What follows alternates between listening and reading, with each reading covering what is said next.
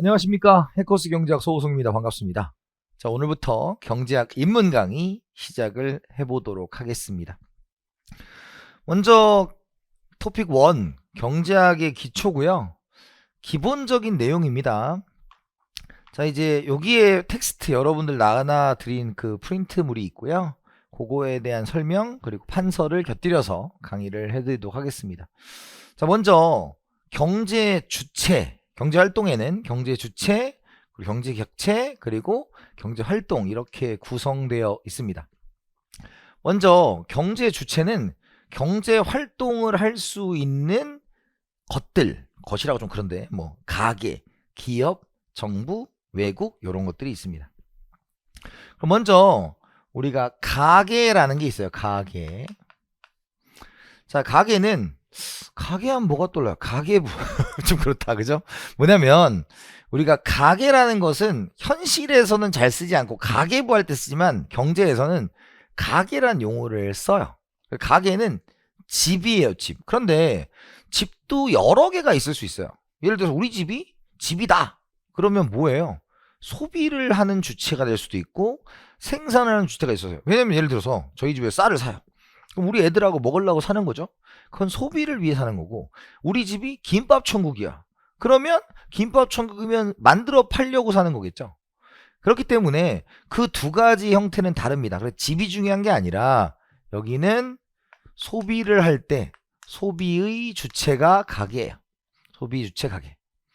그러면 소비를 했을 때 만족감을 하는데 이 만족의 극대화인데, 만족은 이런 거잖아요. 내가 제가 오늘 점심에 회덮밥을 먹었어요. 그럼 현재 회덮밥을 먹었는데 회덮밥을 먹고 맛있어 이러면 맛없어 이러면 어때요? 이걸 가지고 경제 활동을 표현할 수가 없어요. 왜냐하면 우리가 뭔가 경제라고 하면 수치화가 돼야 되잖아요. 수치화가 불가능하다. 그래서 여러분들한테 이 만족이라는 것을 경제학적 용어로 바꿉니다. 그래서 만족을 수치화시키면 효용, 유틸리티라는 용어를 써요. 유틸리티. 그리고 유틸리티는 유고, 그것을 우리가 돈으로 표현하면 편익이다 이렇게 표현하는 거예요. 따라서 만족이란 용어 말고 우리가 효용을 극대화한다 라고 경제에 쓰는 거예요. 이해되셨죠? 그러니까 주관식 시험이면 여러분들이 모든 용어를 스펠링으로 다 외우시는 걸 권장드리지만, 우리 일반적인 객관식 시험에서는 객관식에서는 그 스펠링 다 외울 필요는 없고, 우리에게 중요한 자세는 영어를 한글을 영어로 바꾸면 되고요. 특히 경제학을 처음 하시는 분들한테는 너무 조급하게 생각을 안 했으면 좋겠다. 왜냐면 그 용어들이 여러분들이 평소에 쓰는 용어들이 아니잖아요. 근데 그 용어가 여러분들에게 익숙해지려면 시간이 필요한 거예요. 예를 들어서 우리가 스펠링을 배우고 단어를 배운 다음에 바로 우리가 회화가 불가능하잖아. 그런 거랑 똑같은 거예요. 그러니까 기본적으로 이 용어, 효용은 이제 유틸리티, U라는 용어를 쓴다라는 겁니다. 그래서 가계는 소비를 하수하는 주체이며 효용을 극대화한다라는 거예요. 그 다음에 두 번째가 기업이 있습니다. 기업은 생산의 주체예요. 생산의 주체. 생산. 그럼 무엇을 추구하기 위한 거? 이윤을 추구하기 위한 거예요. 이윤을 추구하기 위한 거. 그러면 이 가계와 기업을 공부하는 걸 우리가 미시경제학이라고 하는 겁니다. 미시경제학. 그래서 책의 순서대로 처음에는 가계를 배우고, 그 다음에 기업을 배우고, 그 다음에 그 둘이 만나는 시장을 배우고, 이런 것들이 순서다 이렇게 보시면 될 것 같고요. 그 다음에 정부가 있어요. 정부는 재정의 주체가 됩니다. 재정의 주체. 재정은 세입세출, 세금 갖고 하는 거 있죠. 그래서 재정을 공부하는 것을 재정학이라고 하는 거고요. 재정학은 경제학의 하위 분과가 되는 거죠. 그래서 얘는 사회우생의 극대화를 추구합니다.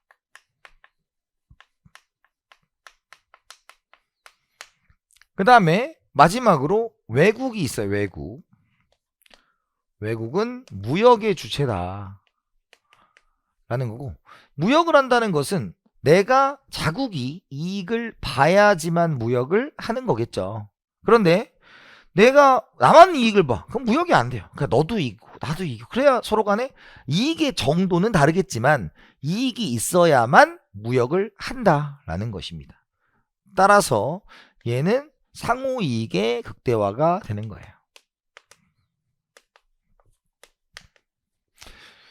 그래서 지금 미시가 있고 이렇게 하면 정부가 들어가죠. 그럼 미시와 정부가 들어가면 얘가 이제 거시가 되는데 미시와 거시의 차이점은 이거야. 그래서 여러분들 경제 공부를 조금 이건 입문이니까 여러분들한테 전반적인 흐름이 어떤 거고 요런 요소들을 하는 겁니다. 그럼 입문 강의가 중요한 건 아까 말했죠.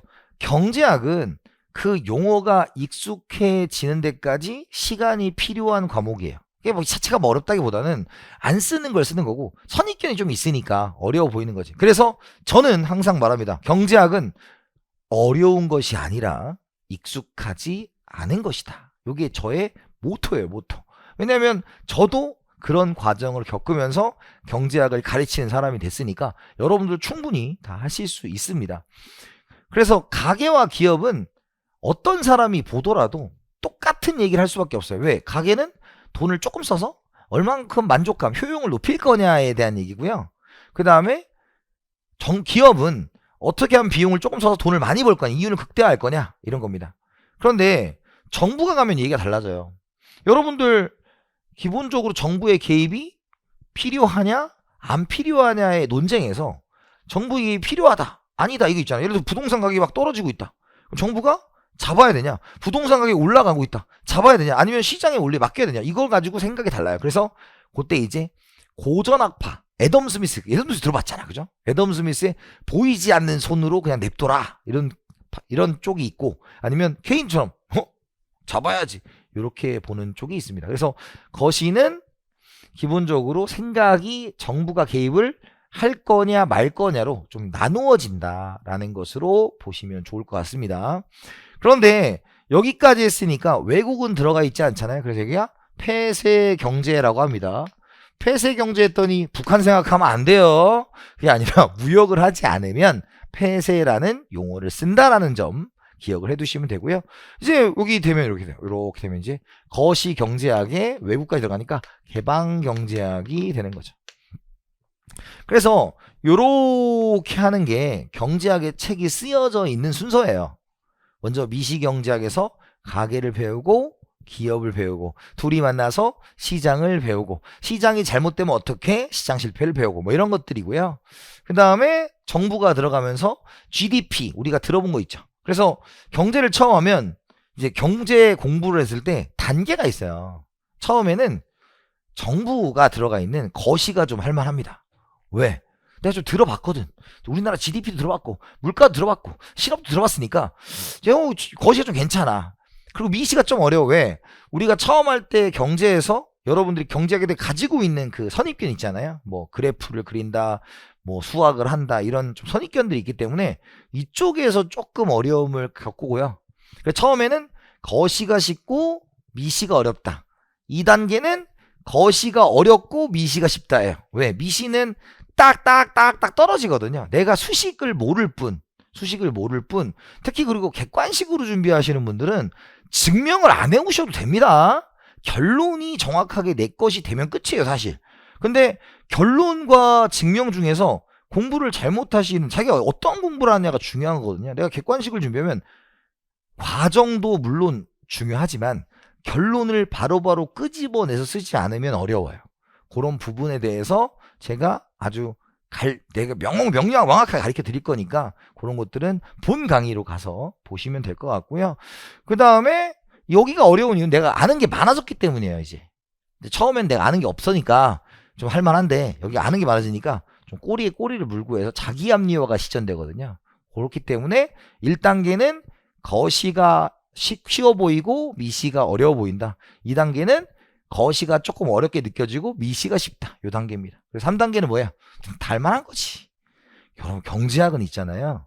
다 돌아가신 분들 이론이에요.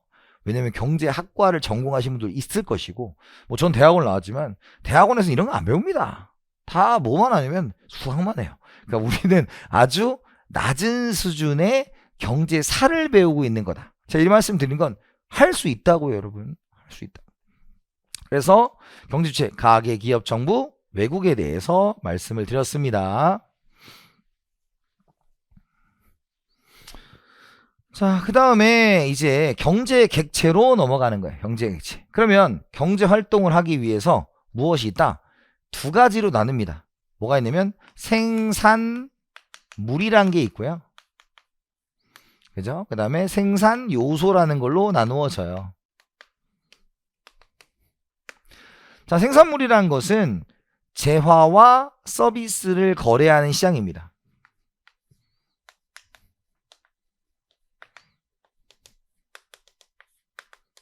재화와 서비스를 거래하는 시장이에요. 재화는 유형의 물건을 뜻하는 겁니다. X재, Y재. 이건 뭐야? 그냥 X라는 물건, Y라는 물건이에요. 그래서 그냥 많이 쓰이는 용어고요. 그 다음에 대체재, 대신할 수 있는 재화. 보완재, 보완, 함께 같이 있어야 좋은 재화. 뭐 이런 것들을 가는 거죠. 그리고 대체재는 치킨, 피자 이런 거고요. 보완재는 치킨, 맥주 이렇게 가는 거죠. 이런 것들이 대체재와 보완재다. 그래서 재가 나오면 그냥 물건이구나. 유형의 물건을 의미하는 거예요. 유형의 물건. 그런데 서비스는 뭐냐. 근데 옛날 책은 용역 이렇게 써있어요. 용역. 용역도 맞는 말인데 뭐 잘 쓰진 않죠. 그래서 서비스는 무형입니다. 무형. 자, 무형이라는 것은 제가 지금 여러분들에게 무엇을 제공하고 있습니까? 강의 서비스를 제공하고 있습니다.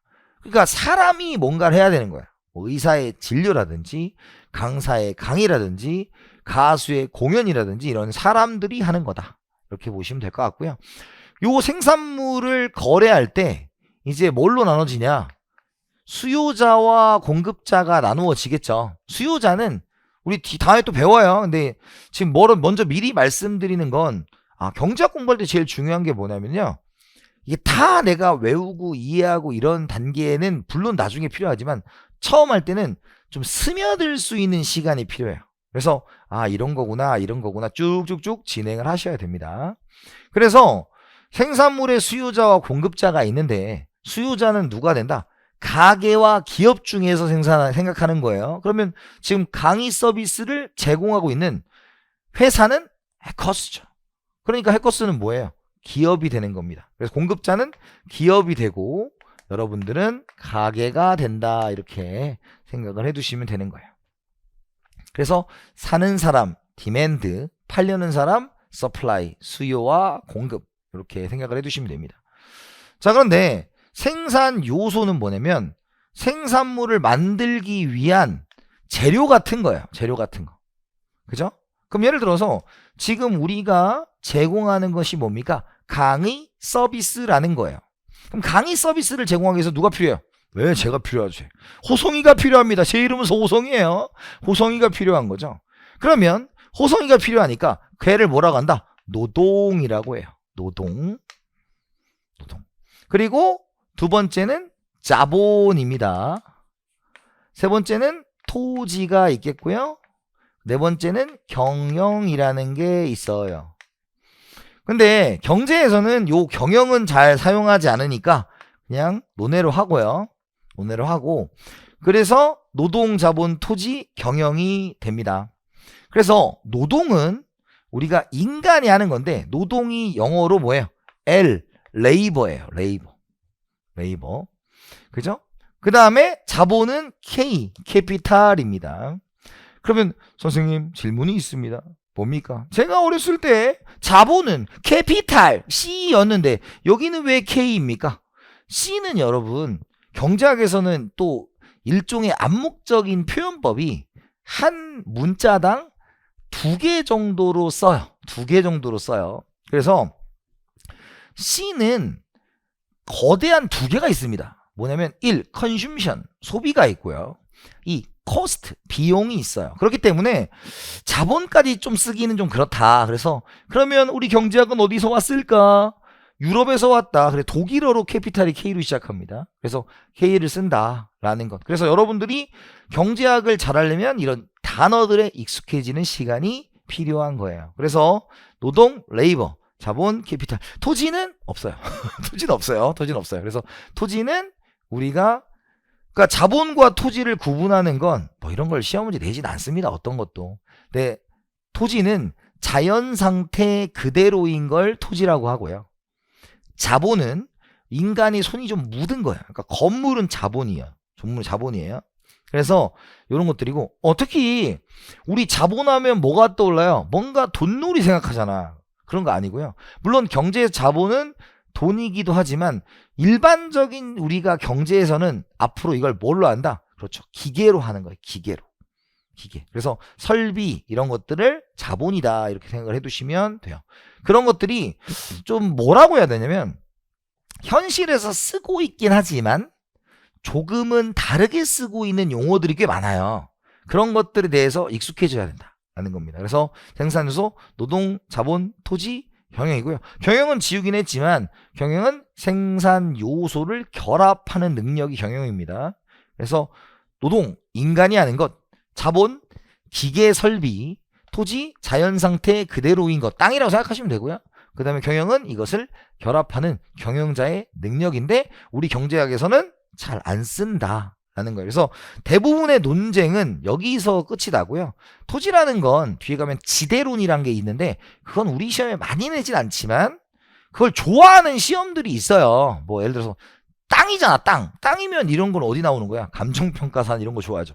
노동은 누가 좋아해요? 노무사가 좋아하는 거죠. 무슨 말인지 알겠죠? 그래서 각각의 시험마다 이제 좋아하는 주제들이 있는 거예요. 주제들이. 이렇게 보시면 될 것 같아. 그것을 우리가 생산물 생산요소고요. 그 다음에 생산요소도 수요자와 공급자가 있죠. 자, 여러분들은 이 강의를 해커스에서 듣고 있으니까 해커스는 여러분들에게 생산물 시장이에요. 왜? 여러분들은 서비스를 사시는 거니까요. 그죠? 근데 저 같은 경우는 어떻습니까? 노동을 팔러 왔죠. 그래서 생산 요소 시장은 수요자와 공급자가 바뀝니다. 그래서 공급자가 가게가 되고 수요자가 기업이 된다 이렇게 보시는 거예요. 그래서 수요자와 공급자가 이렇게 뒤바뀐다 이렇게 생각을 해두시면 될 것 같습니다. 그래서 경제 객체에 대해서 재화 그리고 서비스 생산 요소에 대해서 설명을 해드렸고요.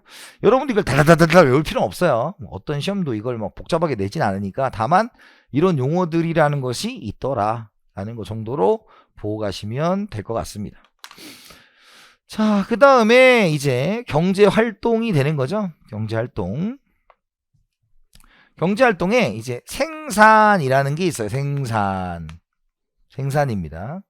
자, 생산은 무엇이냐면 새롭게 무언가를 만들어내거나 가치를 증대시키는 것이다.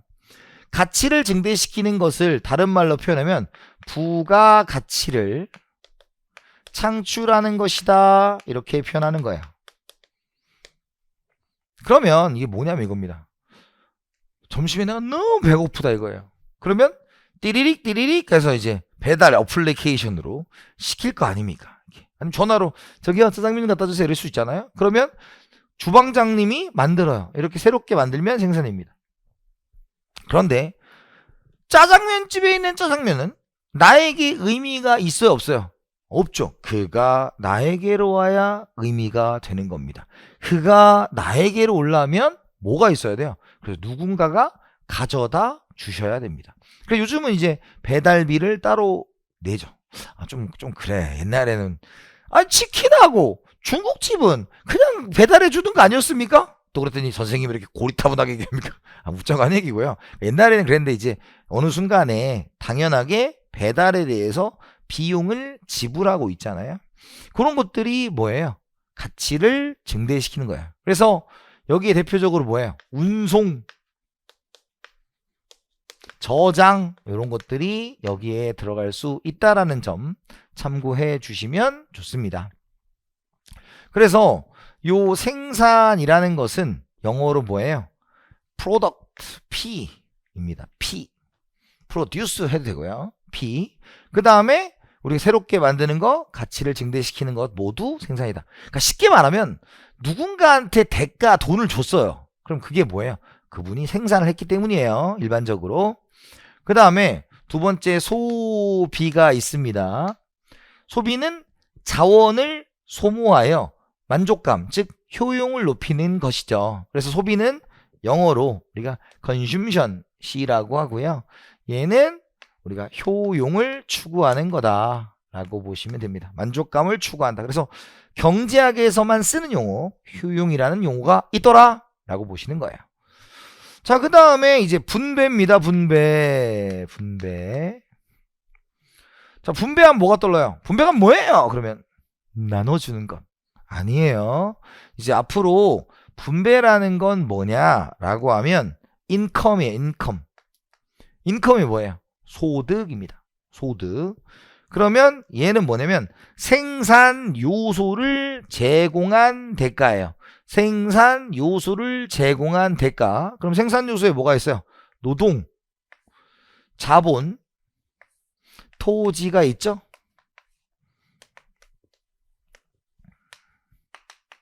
경영은 안 쓴다 그랬어요. 경영은 우리가 쓰면 헷갈리니까 잘 쓰지도 않고요. 그러면 노동 자본이야.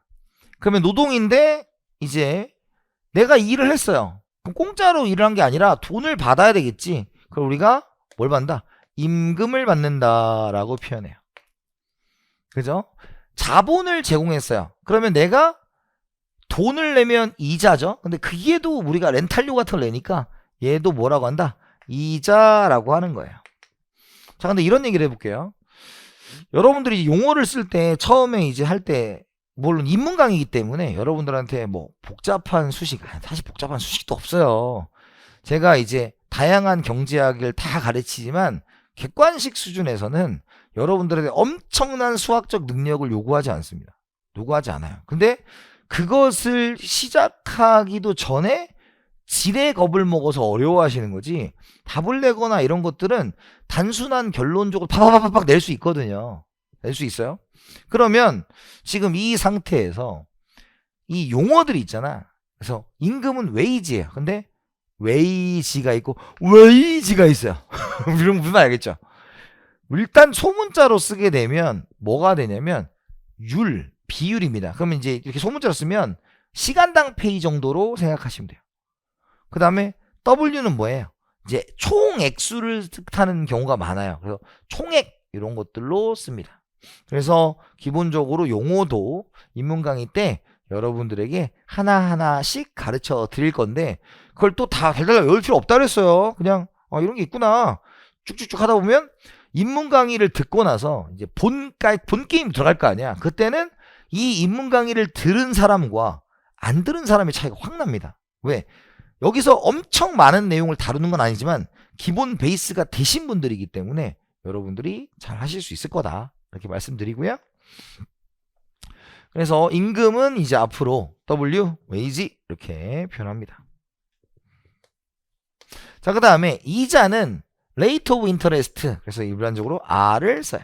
R을 써요. 그래서 노동, 임금, 자본의 이자. 토지에는 우리가 지대라는 용어를 쓰는데 토지는 토지도, 시대도 영어로 쓰지는 않습니다. 물론 있겠죠. 근데 우리가 문제를 풀거나 이럴 때는 전혀 사용하지 않는다.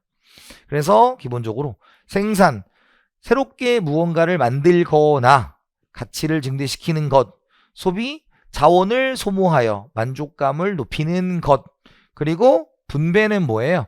우리가 생산 요소를 제공한 대가, 공짜가 아니다. 그래서 공짜인 건 이전이라는 단어가 붙습니다. 이전, 트랜스퍼라는 단어가 붙고요. 우리는 이제 앞으로 분배는 공짜가 아니다. 나눠주는 것이 아니다. 내가 정당한 생산 요소를 제공하고 대가를 받는 것이다. 그래서 인컴, 소득이다. 이렇게 보시는 거예요. 그래서 생산, 소비, 분배에 대한 이야기를 해보았습니다. 그래서 우리가 생산, 소비, 분배에 대한 얘기를 있고요. 이 프린트를 넘겨가면서 보는 건 입문 강의니까 이런 부분들을 필요한 부분 체크하시고 텍스트에 좀 익숙해지시길 바라는 마음에서 보여드리는 거예요. 자, 그럼 이제 생산물 시장과 생산 요소 시장이 있었죠. 그럼 아까 우리가 뭐 했냐면 생산물 시장은 재화와 서비스를 거래하는 시장으로 뭐라고 했냐면 생산물 시장의 수요자는 누구다? 가게이다. 생산물 시장의 공급자는 기업이다 라는 거죠. 그래서 휴대폰은 생산물, 재화니까요. 그걸 뭐 삼성전자, 뭐 애플 이런 데서 갖다 놓으면 우리가 사는 거죠. 그 다음에 생산 요소 시장은 생산 요소가 거래되는 시장으로 수요자는 누구고? 수요자는 기업이고 공급자는 가게다 라는 거죠. 그래서 제가 그 핸드폰 살 돈을 벌기 위해 여기 와 있다 이런 얘기죠. 무슨 말인지 알겠죠? 그래서 수요자와 공급자가 바뀐다라는 사실을 말씀드렸고요. 경제순환입니다. 자, 시장을 구분할 때 공급자가 실물을 제공한다라는 거. 그럼 실물은 뭐냐면 실제 물건을 뜻하는 거예요. 그래서 아까 휴대폰은 실물이죠. 그죠? 그럼 수요자는 휴대폰을 사면 공급자가 내놓은 휴대폰을 사면 돈을 제공해야 되겠죠. 그래서 화폐를 지불한다라는 거예요. 지불한다. 그러면 공급자가 실물, 수요자가 돈 낸다. 그걸 뭐 외울 필요도 없죠. 뭐 이런 얘기를 할 수가 있죠. 자, 뭐냐. 지금 가게와 기업이 있습니다.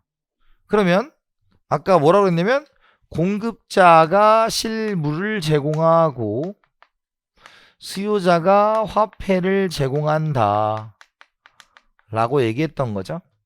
그러면 지금 기업이 재화 서비스를 생산물 시장에 갖다 놓습니다. 재화 서비스 예를 들어서 휴대폰을 여기다 하나 갖다 놓는 거죠. 그러면 호성이가 삽니다. 재화 서비스를 구입하는 것이죠. 그러면 뭐 하겠어요? 물건을 받고 마음을 줘야 돼요? 돈을 줘야 돼요? 돈을 줘야지. 그러니까 소비 지출을 여기서 하는 겁니다. 그럼 그것이 판매 수입이에요. 자, 근데 경제에서 우리 현실적으로요. 현실적으로 판매 수입이라는 말 똑같은 말이 뭐냐면 총수입이라는 말이에요. 그럼 제가 아까 잠깐 뭐라고 그랬냐면 우리가 영어의 스펠링을 아는 게 중요한 게 아니라 영어를 한글로, 한글을 영어로, 약자로 바꾸는 게 중요하다고 말씀을 드렸죠. 그 말이 뭐냐면 총이라는 건 뭐예요? 토털이란 뜻이에요. 토털. 수입은 revenue 이겁니다. 그래서 경제에서 좀 특이하게 쓰는 용어고요. 현실은 사용을 할까요? 안 합니까? 해요. 그게 뭐냐면 총수입은 매출액이다. 매출액이다. 그래서 총수입은 equal 매출액 이렇게 보는 겁니다. 똑같은 말이에요. 그래서 현실하고 비슷하면서 바꿔 쓰는 용어도 있고 현실하고 의미가 다른 말도 있다. 아까 분배가 나눠주는 게 아니라고 말한 게 다른 거고요. 얘는 현실에 좀 야 이번 달 총수입이 얼마니? 이거 좀 이상하잖아. 이번 달 매출이 얼마니? 이렇게 가는 거지. 뭐 총수입이 어떻다. 이건 좀 그렇다. 잘 안 씁니다. 그래서 요런 단어를 쓰는데 판매 수입은 기업이 매출을 얼만큼 올리냐 돈 쓰니까. 근데 판매 수입에는 비용은 안 들어간 거죠. 그럼 비용 측면을 보면 아까 제가 이제 핸드폰을 사려면 생산 요소를 공급해야 돼요. 제가 해커스 와서 강의를 열심히 해야죠. 그러면 그걸 이제 우리 해커스가 저를 고용을 해준 겁니다. 고용을 해준 거고요. 그러면 월급날에 주겠죠. 그럼 얘기를 줘서 생산 요소에 대한 대가를 지급하면 저한테 그게 뭘로? 임금, 이자, 지대, 이윤이고 요건 경영에 대한 대가니까 헷갈리실 필요 없어요. 네. 그래서 요거는 뭐다? 결국은 우리가 생산 요소를 제공한 요소 소득이다. 이렇게 보시면 됩니다.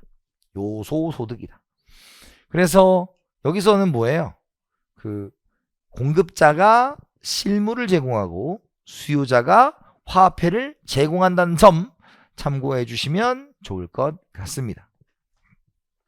이해되셨죠? 그래서 이렇게 보는 거고 이따가 한 두어 문제 정도 문제를 풀 때 다시 한번 점검을 해볼게요. 그래서 지금까지 뭐 했습니까? 경제 주체, 가계, 기업, 정부, 외국, 그 다음에 경제 객체, 생산물과 생산 요소, 경제 활동, 생산, 소비, 분배, 그래서 경제 순환까지 쭉 봤다라는 것입니다. 자, 그러면 이제 경제에 대한 얘기를 할 텐데 요 강의는 여러분들한테 가이드를 드리는 거예요. 뭐 엄청 깊게 들어가거나 이런 거 없고요. 쓱쓱 한번. 근데 우리 경제라는 건 좀 그렇습니다. 뭐냐면 되게 아까 말씀드렸다시피 모두가 돌아가신 분들이긴 한데 그래도 현실에서 좀 적용이 되고 우리가 좀 경제적인 눈을 띄는데 그 정도의 지식은 주는 거란 말이죠. 그래서 경제가 왜 중요하냐? 그럼 시작점이 뭐냐? 그러면 자원의 희소성부터 스타트를 해요. 자원의 희소성.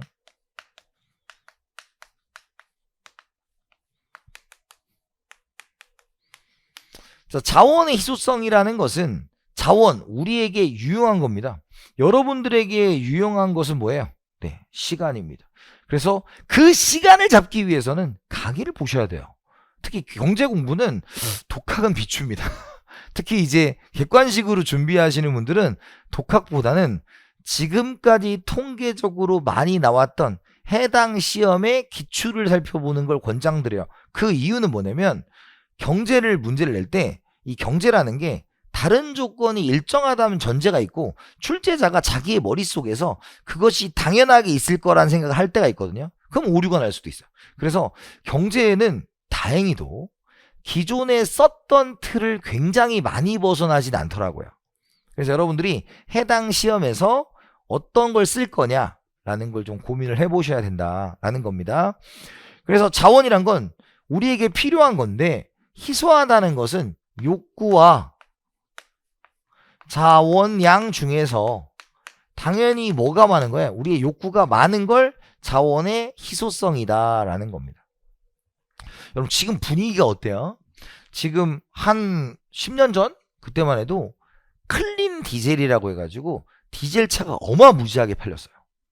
근데 최근에 이제 나온 게 뭐냐면 디젤 차가 뭐 좀 문제가 있다 그래가지고 좀 있으면 이제 서울에 있는 사대문에도 디젤 차량이 못 들어게 나는 법안을 가져간다고 하죠. 유럽에서는 전기차를 다 써야 된다고 그러고. 그러니까 예전에는 중요한 자원이었던 것들이 시간이 지나면서 안 쓰는 게 있대요. 예를 들어서 이겁니다. 옛날에 아구 있잖아, 아구. 아구찜 먹어봤죠? 아구찜. 아구가 어떻게 생요? 아구처럼 생겼어. 약간 뭔가 옛날에 그래서 아귀 뭐 이렇게 표현하잖아요. 아구가 맞나 아기가 맞나 어쨌든 좀 못생겼잖아. 그래서 옛날에 잡히면 다 버렸대요. 지금 어때요? 없어서 난리야. 그런 거죠. 그러니까 우리의 생각에 따라서 바뀐다라는 겁니다. 그러면 이 자원의 희소성에 때문에 뭐가 발생하냐면 경제 문제라는 게 발생하게 돼요. 자, 이런 거 있잖아요. 예를 들어서 주머니에 제가 10,000원이 있다고 쳐요. 그런데 점심에 내가 배가 고파서 밥을 먹는다고 칩시다. 그러면 이 10,000원으로 짜장을 먹을 거냐, 뭐 김밥을 먹을 거냐, 라볶이를 때릴 거냐, 막 이런 것들을 고민할 거 아니야. 그런 것들이 경제의 문제인데 대표적으로 이걸 세 가지로 나누면 what, 무엇을 얼만큼 생산할 것이냐, how, 어떻게 생산할 것이냐, for whom, 누구를 위해 생산, 분배할 거냐, 이런 문제를 만들어내게 돼요. 근데 깊게는 하지 않을 겁니다. 그냥 이런 문제가 발생을 한다라는 것 정도예요. 나중에 이런 것들은 본 강의에서 엄청 자세하게 하는데 뭐 시험에 그때도 저는 스타일이 편년체 강의를 싫어해요. 편년체가 뭐냐면 다 중요한 것처럼 가르치진 않습니다. 여러분들이 시험에 중요하게 나오는 것들을 집중적으로 때려드리는 그런 사람이다 라는 말씀을 드립니다. 그래서 제가 나중에 나온다고 하는 것들은 분명히 되게 잘 하셔야 돼요. 저는 다 통계적으로 말하는 사람입니다. 이게 어떤 게 나왔었고 어떤 게 나온다 이런 것들을 좀 말씀드릴 때 하시면 되고요. 그 다음에 경제 문제가 발생을 하면 무엇을 생산할래? 어떻게 생산할래? 누구를 위해 생산 분배할래? 라고 하면 결국은 선택의 문제예요. 그래서 합리적 선택을 해야 되고요. 선택에 있어서는 우리는 벌써 답을 알고 있죠.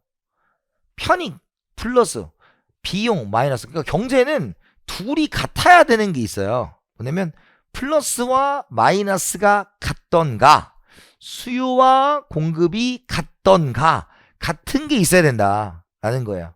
그래서 여기 이제 합리적 선택은 편익. 아까 편익이 뭐였어요? 만족감을 화폐로 바꾼 거. 그 다음에 비용입니다. 선택할 때 소비 입장에서 이런 거고요. 그 다음에 이제 그 생산 입장에서는 수입, 아까 매출액이죠. 매출액과 비용 중에 어느 게 크냐라고 해서 둘을 비교해 보는 거고, 편익은 플러스, 비용은 마이너스, 이렇게 가는 겁니다. 그러면 요걸 비교했을 때 이제 마지막으로 나오는 게 합리적 선택을 하는 방식이 굳어졌단 말이에요. 굳어진 걸 우리가 경제체제예요. 내가 배가 고파요. 배가 고프면 밥을 사 먹을 거야? 얻어 먹을 거야? 뺏어 먹을 거야? 배급을 기다릴 거야? 사 먹겠죠. 그걸 우리가 시장경제체제라고 하고 경제체제라고 합니다. 그런데 우리 인문 강의니까 다른 부분은 됐고, 이 합리적 선택에 대해서 지금부터 한번 생각을 해보도록 하겠습니다. 자, 먼저 우리가 이제 기회비용과 매몰비용이라는 게 있어요. 기회비용과 매몰비용. 경제의 특징을 나타내 주는 겁니다. 우리가 기회비용은 뭐냐면 회수가 가능한 비용이에요. 회수가 가능한 비용. 매몰비용은 회수가 불가능한 비용입니다. 그럼 여러분들 경제에서 가장 많이 하는 게 뭐냐면 미분이에요. 미분. 미분은 항상 뭐냐면 원추 결추예요. 그래서 추가분을 이제 델타로 쓰고, 델타를 뭐 이렇게 쓰기도 합니다만 저는 이걸로 다 통일을 해요. 객관식 강의에서는. 왜? 이렇게 쓰면 하기 싫더라고. 세모가 예뻐.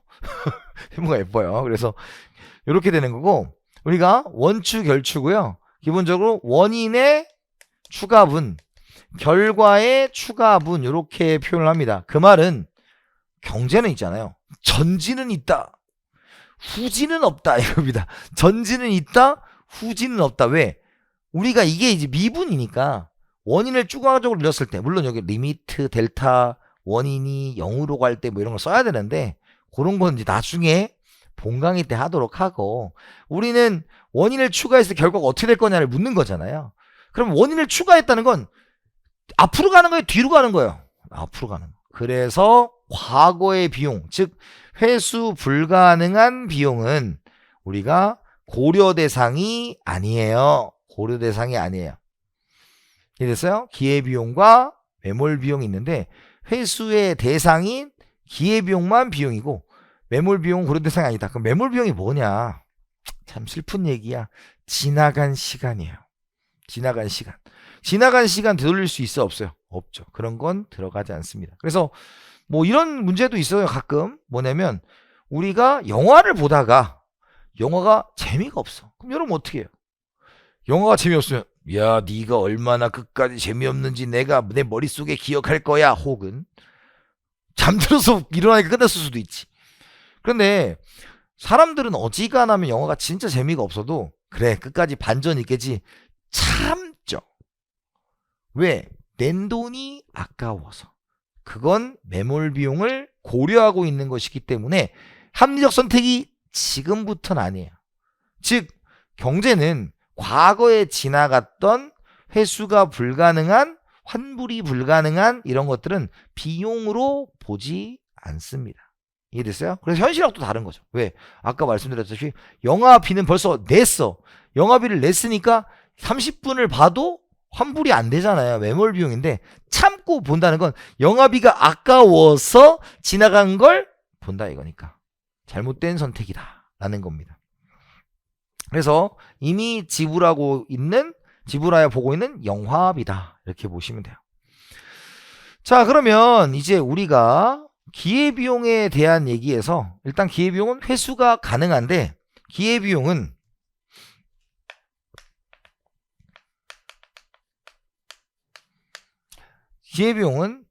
먼저 첫 번째가 선택 시, 우리가 고등학교 때는, 중학교 때 혹은 이 강의를 보고 있는 분들 중에서 경제학 원론을 들으셨던 분들이 있다면 이랬을 거야.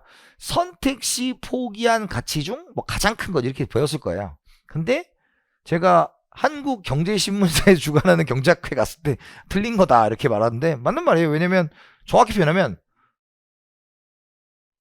기회비용은 명시적 비용 더하기 암묵적 비용으로 이루어집니다. 자, 안묵이라는 말은 똑같이 뭐라고 다니면 묵시. 우리가 라임, 묵시. 라임 맞추면 명시, 묵시 이렇게 맞추는 것처럼 이런 거예요. 그러니까 일단 기회비용은 선택 시 포기하는 거야. 그러니까 선택이 있어야 포기하는 게 생기죠. 내가 짜장면집에 가서, 중국집에 가서 짜장면을 먹었으니까 짬뽕을 포기한 거죠. 선생님, 짬짜면 있습니다. 그러지 마시고요. 예외를 자꾸 찾으시면 안 돼요. 그래서 여러분들이 뭔가 하면 포기하는 게 생긴다. 예를 들어서 내가 소개팅을 나갔어. 근데 알바 째고 나갔어. 이럴 수 있잖아. 그러면 내가 소개팅을 나갔기 때문에 아르바이트비를 포기한 거죠. 그런 것들이 뭐예요? 기회비용이다 라는 것입니다. 그럼 그거는 뭘로 구성되냐? 명시적 비용은 내가 실제 지출한 거예요. 실제 지출한 거다. 암묵적 비용은 이 암묵 묵시를 우리가 받을 수 있던이에요. 자, 받을 수 있던 게 하나면 끝이고요. 여러 개라면, 그렇다면 가장 큰 것이어야 돼요. 가장 큰 것이어야 됩니다. 그러면 예를 들어서 이거예요. 내가 만약에 영화를 본다. 영화를 보면 명시적 비용은 뭐야? 영화비가 되겠죠. 영화비. 그 다음에 암묵적 비용은, 영화는 기본적으로 요즘 영화 길더라고. 무슨 3시간이 기본인데 2시간만 해. 2시간. 2시간 곱하기 이게 뭐예요? 노동비 같은 게 여기 들어가죠. 임금 같은 거. 그 다음에 이것도 있어. 전세도 있어. 전세. 전세를 내가 만약 5억짜리 산다 이거야. 그러면 내가 3억은 빌렸어. 그건 뭐예요? 대출이자는 뭐예요? 명시적 비용이지. 근데 2억은 내 돈이었어. 그러면 2억을 내가 맡겼다면 받을 수 있는 돈이죠. 그걸 포기했잖아. 그걸 우리가 암묵적 비용이라고 하는 겁니다. 결론이 뭐예요? 쪼잔한 거다. 우리가 본래 여기만 잡으면 회계학이에요. 회계학은 눈에 보이는 흐름만 잡는 거죠. 그런데 경제학은 내가 받을 수 있던 것까지 보기 때문에 경제학은 비용을 크게 잡는다. 그럼 쉽게 말하면 이거죠. 야, 우리 헤어져. 헤어집니다. 내가 너에게 사줬던 선물 다 내놔. 이건 뭐야?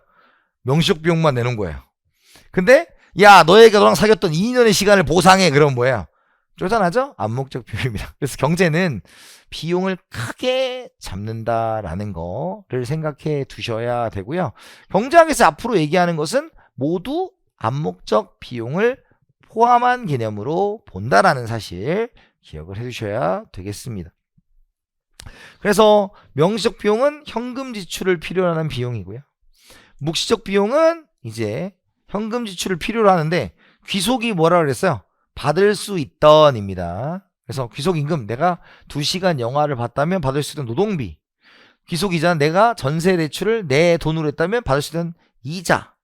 귀속지대는 땅. 정상 이유는 그 정도의 충분한 이윤인데 요건 나중에 한번 더 볼게요. 그래서 요 이윤 쪽에 너무 초점 맞추시지 마시려고 했어요. 뭐 하라고요?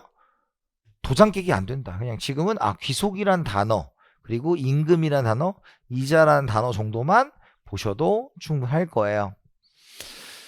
자, 그래서 합리적 선택은 당연히 편익과 비용 중에서 가장 편익이 큰 걸 찾으면 되는 것이 합리적 선택이고, 인간은 항상 그 순간만큼은 합리적입니다. 그 순간만큼 합리적이에요. 왜? 우리가 물건을 사러 갔잖아요. 그럼 예를 들어서 내가 당장 이 물건이 필요해서 샀어요. 샀다는 게 뭐예요? 합리적인 거죠. 다만 사고 후회는 하지. 근데 그거는 우리의 관심 밖이에요.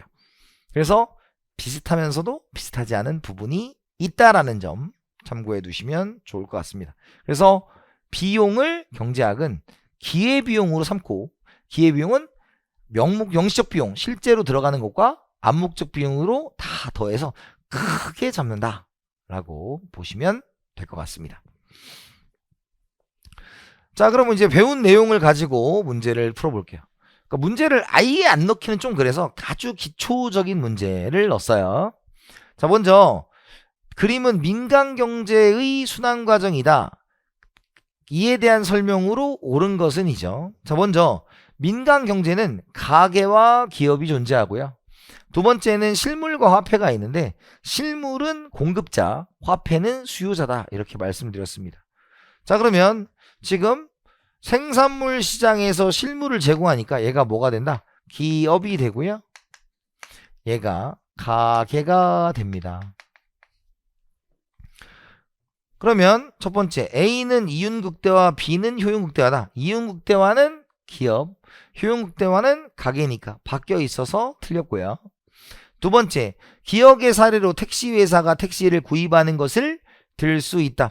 택시회사가 택시를 구입하는 것은 소비가 아니죠. 소비는 만족감을 위해서 하는 거죠. 근데 택시회사는 택시를 산 건 돈을 벌려고 하기 때문에 얘는 중간 생산물, 뭐 중간재 뭐 이렇게 표현하는 겁니다.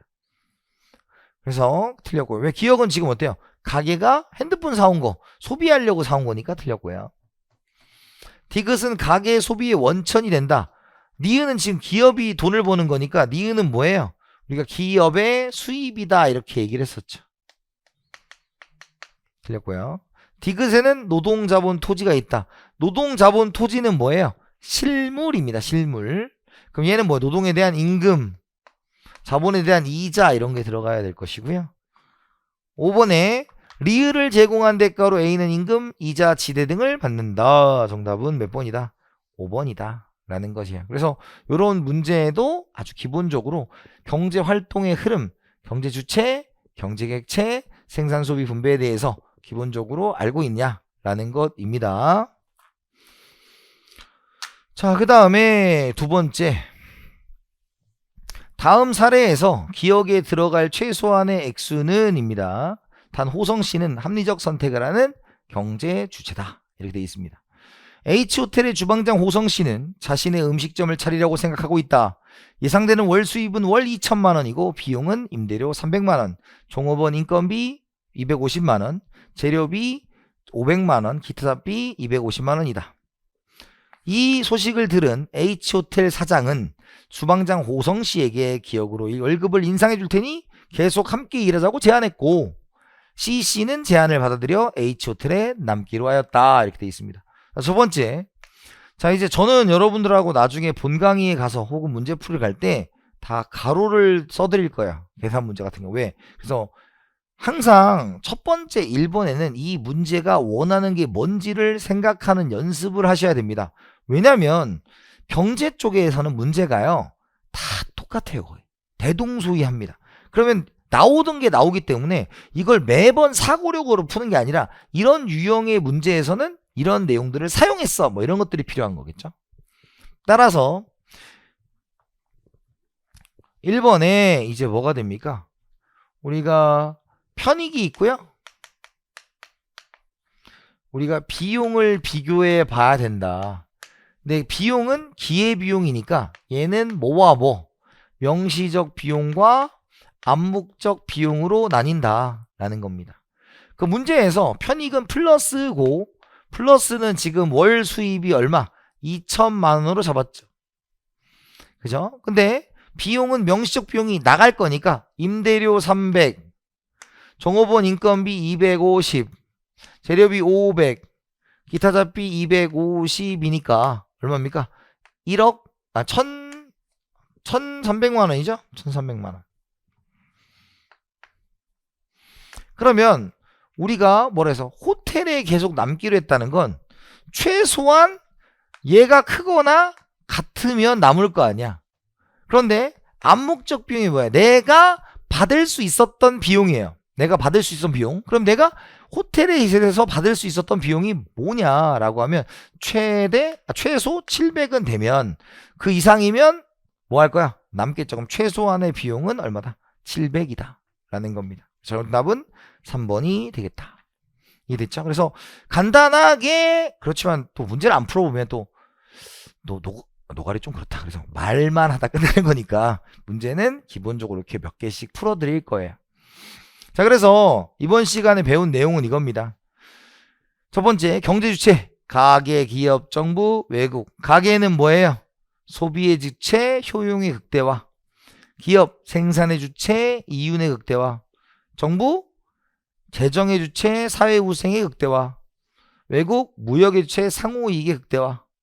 생산물, 재화와 서비스, 생산요소, 노동, 자본, 토지, 경영이 있다. 그래서 생산물은 실물을 제공하는 자, 공급자니까 기업이 공급자, 가게가 수요자가 되겠고요.